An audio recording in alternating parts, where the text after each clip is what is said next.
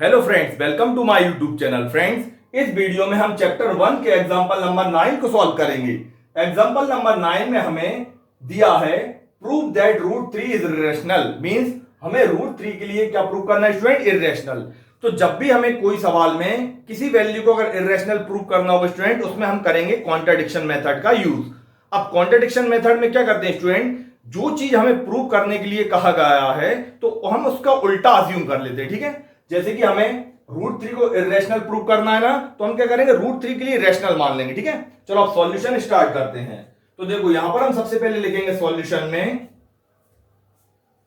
Late us assume root 3 is rational. क्या किया मैंने? रूट 3 को रैशनल मान लिया। ठीक है, अब स्टूडेंट देखो, जितने भी रैशनल नंबर होते हैं वो किस वाले फॉर्म में होते हैं? ए अपॉन बी या फिर पी अपॉन क्यू की फॉर्म में, मीन फ्रैक्शन फॉर्म में होते हैं। तो यहां पर क्या हो जाएगा? ये जो रूट 3 है वो किसके इक्वल में हो जाएगा स्टूडेंट? तो ये हो जाएगा ए अपॉन बी के बराबर। ठीक है, अब स्टूडेंट देखो यहां पर एक कंडीशन रहती है, जो ए और बी रहते हैं ना, तो यहां पर हम उनको मानेंगे कोप्राइम। तो यहां पर हम लिख देंगे पहले where a and b are coprime. अब स्टूडेंट ये कोप्राइम क्या होता है? तो देखो, कोप्राइम मींस ऐसे नंबर होते हैं जिनका अगर हम कॉमन फैक्टर निकालें तो उनका कॉमन फैक्टर केवल 1 आना चाहिए। ठीक है, ऐसे दो नंबर जिनके अगर हम फैक्टर्स निकालें और फैक्टर में से कोई कॉमन फाइंड करें तो उनका कॉमन फैक्टर केवल 1 निकलना चाहिए, वो कहलाते हैं कोप्राइम। ठीक है, अब स्टूडेंट देखो यहां पर जो इक्वेशन बनी है इसे हम सॉल्व करेंगे। तो सबसे पहले हम क्या करेंगे? जो रूट 3 है ना, इसके नीचे क्या मान लेंगे? 1 मान लेंगे। रूट 3 के नीचे हमने क्या मान लिया? पहले 1। अब इसे सॉल्व करेंगे तो स्टूडेंट देखो यहां से देंगे क्रॉस मल्टीप्लाई, बी का मल्टीप्लाई करेंगे रूट 3 से, तो यहां पर हो जाएगा रूट 3 बी। फिर 1 का मल्टीप्लाई ए से करेंगे तो क्या मिलेगा? हमें ए मिलेगा। अब इसके बाद में हम क्या करेंगे स्टूडेंट? ये दो जो साइड हैं तो हम इनका फाइंड करेंगे पहले स्क्वायर। तो यहां पर हम लिखेंगे बाय स्क्वायरिंग बोथ साइड। दोनों साइड का हम क्या फाइंड करेंगे? स्क्वायर फाइंड करेंगे। ठीक है, तो यहां पर क्या हो जाएगा? तो ये हो जाएगा रूट 3 बी पर चढ़ जाएगा स्टूडेंट होल स्क्वायर। ठीक इसी तरह यहां पर ए पर भी क्या जाएगा? Whole square. अब जब रूट 3 बी का स्क्वायर फाइंड करेंगे स्टूडेंट, यानी कि हम रूट 3 का मल्टीप्लाई रूट 3 से देंगे तो हमें क्या मिलेगा? 3 मिलेगा। ठीक इसी तरह बी का मल्टीप्लाई बी से करेंगे तो क्या मिलेगा? B square. तो यहां पर हो जाएगा 3 बी स्क्वायर। अब ए का स्क्वायर फाइंड करेंगे स्टूडेंट तो हमें क्या मिलेगा? ए स्क्वायर मिलेगा। अब यहां से b square as it is लिखा जाएगा। जो मल्टीप्लाई का नंबर है स्टूडेंट वो कहां पे आ जाएगा? डिवाइड में। तो यहां पर ए स्क्वायर के अपॉन में क्या आ जाएगा? 3। अब इसे हम नाम देंगे इक्वेशन फर्स्ट का। ठीक है, तो यहां पर क्या हुआ स्टूडेंट? जो ए स्क्वायर अपॉन 3 है मींस ए स्क्वायर का डिवाइड किससे जा रहा है? 3 का। अब यहां से हम यूज करेंगे थ्योरम 1.3 का। तो थ्योरम 1.3 क्या कहती है स्टूडेंट? जैसे किसी नंबर का स्क्वायर अगर किसी नंबर से डिवाइड जाता है तो वो नंबर भी उससे डिवाइड चला जाएगा। कैसे? देखो एक एग्जांपल बताता हूं। जैसे कि अगर 5 स्क्वायर का डिवाइड हम 5 से कर रहे हैं स्टूडेंट, तो देखो 5 स्क्वायर मींस कितना हो जाएगा? 25 और अपॉन में क्या आएगा? 5। तो 5 से 25 कैंसिल हुआ कितने बार में? 5 बार में। जब 5 स्क्वायर का डिवाइड 5 से जाएगा स्टूडेंट तो सिंपल है, जो 5 है ना उसका डिवाइड भी किससे? 5 से चला जाएगा। कितने बार में? 1 बार में। तो उसी का हम यहां पर यूज करेंगे। तो अगर ए स्क्वायर का डिवाइड 3 से जा रहा है स्टूडेंट तो ए का डिवाइड भी किससे जाएगा? 3 से। तो यहां पर हम एक सिंपल सी लाइन लिखेंगे, if A square is divisible bye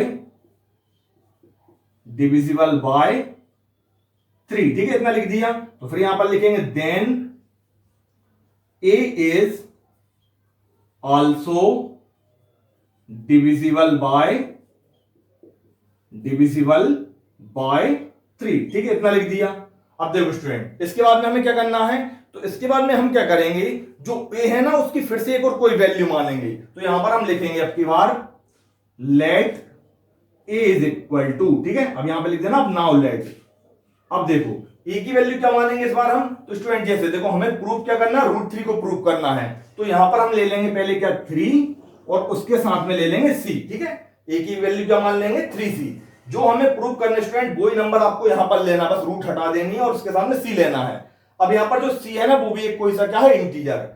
अब हम क्या करेंगे? ये जो ए की वैल्यू हमने 3c ली है स्टूडेंट, इसको हम पुट करेंगे फर्स्ट वाली इक्वेशन में। तो हम यहां पे लिखेंगे पहले by putting the value of A in equation first. जो हमने इक्वेशन फर्स्ट बनाई स्टूडेंट, उसमें अब हम ये ए की वैल्यू के लिए पुट करेंगे। ठीक है, तो देखो यहां पर इक्वेशन फर्स्ट क्या है, तो इक्वेशन फर्स्ट है b square is equal to a square upon 3। तो ये बी स्क्वायर का तो बी स्क्वायर रहेगा इसके इक्वल में। ए की वैल्यू देखो हमने कितनी लिख ली है 3c, तो यहां पर आ जाएगा 3c का होल स्क्वायर और अपॉन में कितना है 3 है। ठीक है, b square as it is रहेगा, 3c का स्क्वायर करेंगे 3 या 9 और c का स्क्वायर कितना होगा c स्क्वायर और अपॉन में क्या है 3। अब यहां पर बी स्क्वायर के इक्वल में देखो क्या बचेगा स्टूडेंट, 3 से 9 कैंसिल हो जाएगा कितने बार में, 3 1 जा 3, 3 3 जा 9, तो यहां पर केवल क्या बचेगा 3c स्क्वायर। ठीक है, अब इसके बाद में क्या करेंगे, ये जो मल्टीप्लाई का 3 है इसको b के नीचे ले आएंगे, तो यहां पर हो जाएगा बी स्क्वायर अपॉन 3 और इक्वल में क्या बचेगा ये c स्क्वायर। ठीक है, इसको हम सीधा करके लिख देंगे, तो ये हो जाएगा c square is equal to b square upon 3। तो यहां पर भी स्टूडेंट देखो क्या हो रहा है, b square upon 3 means b square का डिवाइड किससे जा रहा है 3 से, तो इसे हम नाम देंगे पहले इक्वेशन सेकंड का। और जो हमने लाइन यहां पर लिखी है सेम लाइन वो यहां पर लिख देंगे। अगर बी स्क्वायर का डिवाइड 3 से जा रहा है स्टूडेंट, तो बी का डिवाइड भी किससे जा रहा है 3 से, तो हम यहां पे लिखेंगे if b square is divisible by 3। ठीक है, तो then b is also divisible by 3। ठीक है, इतना लिख दिया, हो गया। अब स्टूडेंट देखो इसके बाद में सिंपल है, अब सारा लिखने का खेल है। हमने ये जो दो इक्वेशन बनाई हैं, तो यहां पर a का डिवाइड किससे जा रहा है 3 से और यहां पर b का डिवाइड किससे जा रहा है 3 से। तो देखो यहां पर हम एक लाइन लिखेंगे पहले, by equation first and second. अब जो हमने इक्वेशन फर्स्ट और सेकंड बनाई स्टूडेंट, तो देखो 3 से b का डिवाइड जा रहा है और 3 से ही a का डिवाइड जा रहा है। इसका मतलब क्या है, 3 जो है ना दोनों का क्या है कॉमन फैक्टर, तो हम यहां पर लिखेंगे both a and b has 3 as common factor. Mean जो a और b हैं तो दोनों का स्टूडेंट कॉमन फैक्टर क्या है 3 है। ठीक है, लेकिन स्टार्ट में देखो, स्टार्टिंग में हमने जो a और b थे उन्हें क्या माना था, कोप्राइम माना था, तो यहां पर हम लिखेंगे but they are coprime. Mean जो a और b थे स्टूडेंट वो दोनों क्या थे, कोप्राइम थे। अब देखो इस वाले लाइन में क्या हो रहा है, a और b का फैक्टर 3 आ रहा है और a और b क्या है कोप्राइम। कोप्राइम मतलब क्या, उनका कॉमन फैक्टर क्या होना था केवल 1, लेकिन इसमें कॉमन फैक्टर क्या हो रहा है 3।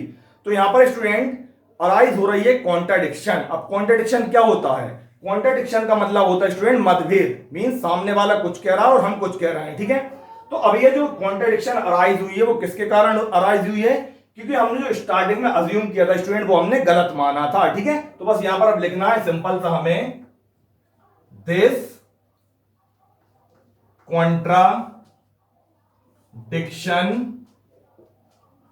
Has arisen. ठीक है, और किस कारण हुई, तो यहां पर हम लिखेंगे ड्यू टू आवर रॉन्ग, या फिर हम यहां पर इनकरेक्ट भी लिख सकते हैं, रॉन्ग अजम्पशन।